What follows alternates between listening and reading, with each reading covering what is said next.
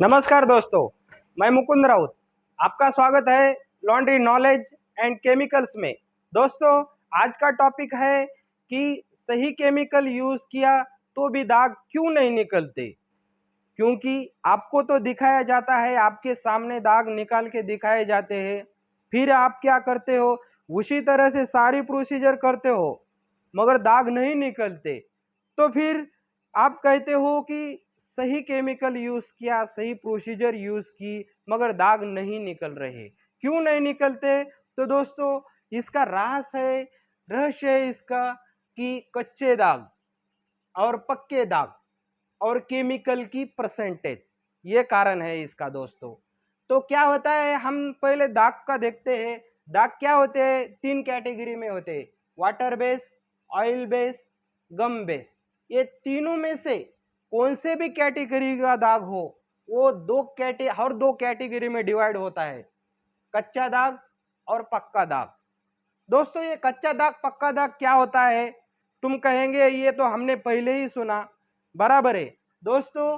तो ये कच्चा दाग क्या होता है? कच्चा दाग किसे कहते हैं? जब कौन सा भी दाग लगने पर जब तक उसे धोया नहीं जाता, 5 दिन, 10 दिन, महीना, 15 दिन, 1 साल तक जब हम उसको धोते नहीं, उसे कच्चा दाग कहते हैं। और वो निकालना बहुत आसान होता है। और पक्का दाग उसे कहते हैं जो धोने के बाद फिक्स हो जाता है, पक्का हो जाता है, उसे पक्का दाग कहते हैं। आप कहेंगे कि पक्का दाग कैसा हो गया? दाग निकालने के लिए तो हम उसे वॉश करते हैं, उसे धोते हैं, तो फिर पक्का कैसा हो जाता है धोने के बाद? तो इसका ऐसा होता है दोस्तों कि अगर किसी को कोई बीमारी है, अगर उसको सही ट्रीटमेंट नहीं मिली तो क्या होता है, उसकी बीमारी रहती नहीं, बढ़ती है।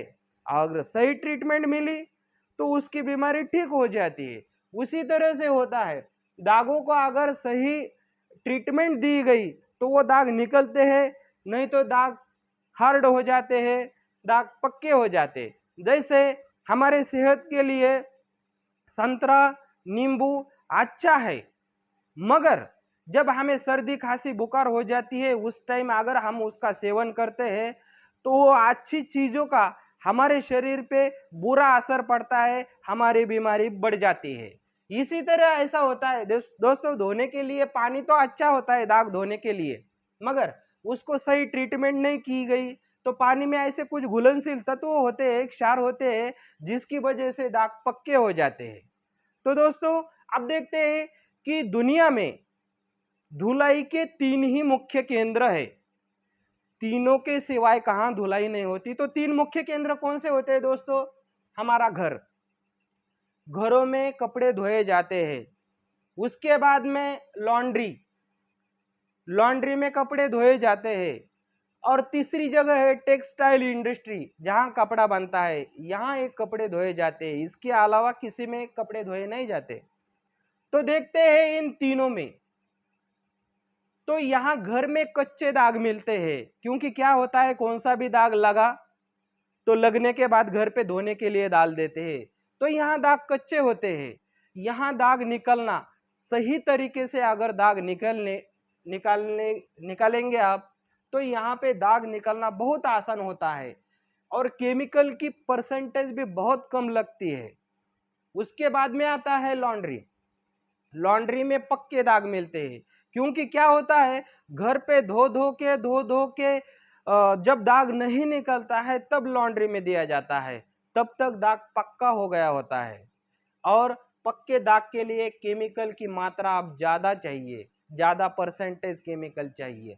और टेक्सटाइल इंडस्ट्री, यहाँ भी जब कपड़ा बनता है, उस पे काम हो जाता है तो दाग धब्बे लग जाते हैं, तो यहाँ भी कच्चे दाग होते हैं।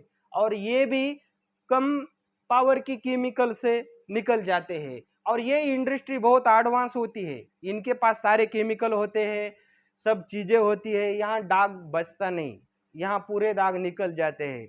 और अगर मानो कुछ दाग नहीं भी निकला तो इनके पास ऑप्शन क्या होता है, उतना पार्ट वो कट करके फेंक दे सकते हैं, नहीं तो उतना पीस ही फेंक के दे सकते हैं, क्योंकि अगर प्रॉब्लम नहीं सॉल्व हो गया तो ये प्रोसीजर कर सकते हैं। पहले तो इनके पास बहुत एडवांस केमिकल रहते हैं, इससे निकल जाते हैं, नहीं निकलते तो उतना पीस कट कर देंगे, नहीं तो वो पीस फेंक देंगे। मगर ये लॉन्ड्री में क्या करेंगे, ना कट कर सकते हैं ना उसको फेंक के दे सकते हैं, घर में भी फेंक के दे सकते हैं। अगर समझो कुछ इतना हार्ड दाग लहा पक्का कुछ कपड़ा खराब हो गया, ज़्यादा नहीं निकल रहा, जान दो ये कपड़ा फेंक के दे दो, खराब हो गया। मगर ये लॉन्ड्री में ऐसा नहीं होता, यहाँ काम होना ही चाहिए, यहाँ पे सबसे ज़्यादा प्रॉब्लम होती है।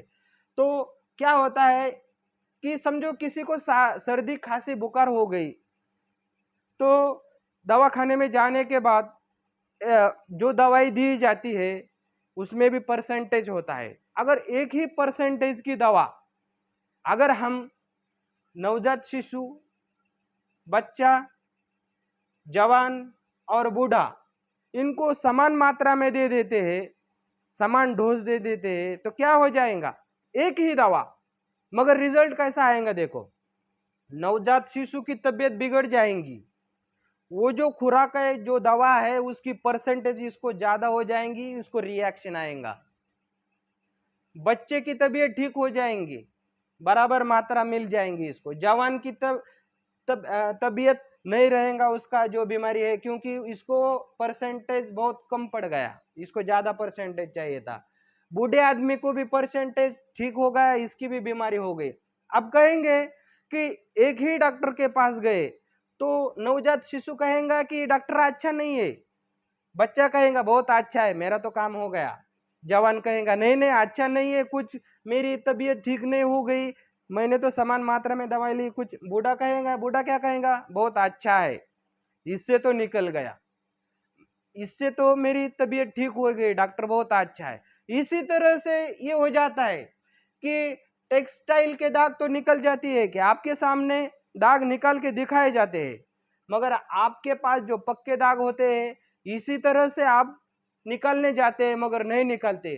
फिर वो कहते हैं कच्चे दाग जहां पे रहते वो कहते हैं देखो निकाल के दिखाया, आप कहते हैं निकाला नहीं, निकलता नहीं है। दोनों का भी सही है। तो ये झमेला इसका है, किसका, कि पक्के दाग कच्चे दाग, अगर कौन सा भी दाग हो, अगर हम क्या करते हैं कपड़े पे शाई का दाग लगाओ, कलर का दाग लगाओ, कौन सा भी दाग कपड़े पे लगाने का और फिर उसे निकालने का बहुत आसान तरीके से और कम परसेंट वाले केमिकल से वो निकल जाता है। मगर जब धो धो के दाग पक्का हो जाता है ना, तब नहीं निकलता। तो यही प्रोसीजर है दोस्तों, इसके कारण नहीं निकलता। तो क्या होता है, जैसा दाग कच्चा और पक्का होता है तो कैसा होता है कि समझो जो केमिकल की मात्रा भी कैसी होती है, समझो एसिडिक केमिकल है तो चाहिए हमें एसिडिक केमिकल, तो सबसे स्ट्रांग होता है एसिडिक में, एसिडिक नेचर का केमिकल्स में सल्फ्यूरिक एसिड। तो हमें कम मात्रा का चाहिए तो हम HCF ले सकते हैं, हाइड्रोफ्लोरिक एसिड। हमें इससे भी और कम मात्रा की जरूरत है, हम HCl ले सकते हैं, हाइड्रोक्लोरिक एसिड। हमें और कम परसेंटेज का चाहिए तो हम एसिडिक एसिड ले सकते हैं। इससे भी और कम परसेंटेज का चाहिए हमें तो हम विनेगर ले सकते हैं। और ये सभी केमिकल अपनी अपनी जगह पे बरोबर है, सभी केमिकल बरोबर है, मगर इसकी तुम सही यूज करना चाहिए, सही जगह पे सही केमिकल बिटाना चाहिए, तब जाके अच्छा रिजल्ट देता है। अब अल्कलाइन नेचर में देखेंगे तो सबसे स्ट्रांग होता है कॉस्टिक सोडा अल्कलाइन नेचर में। इससे कम का चाहिए हमें तो हम सोडियम कार्बोनेट ले सकते हैं। तो और हमें कम नेचर चाहिए अल्कलाइन का तो हम का पोटेशियम कार्बोनेट ले सकते हैं। इससे भी और कम का चाहिए, सब जितना कम का चाहिए सब केमिकल अवेलेबल है। तो पीएच मेंटेन केमिकल में भी देखेंगे दोस्तों तो डिटर्जेंट लिक्विड होता है जो पीएच उसका 7-6 होता है, और इससे भी हमें और भी चाहिए कम तो हम NID ले सकते हैं। और NID से भी कम जितना चलेंगे तुम्हारे को सब केमिकल अवेलेबल होते हैं। तो दोस्तों ये तो हो गई बात, हमें ये कुछ मालूम नहीं कौन सा केमिकल है, कच्चा दाग है, पक्का दाग है, कैसा निकलता है केमिकल की परसेंटेज।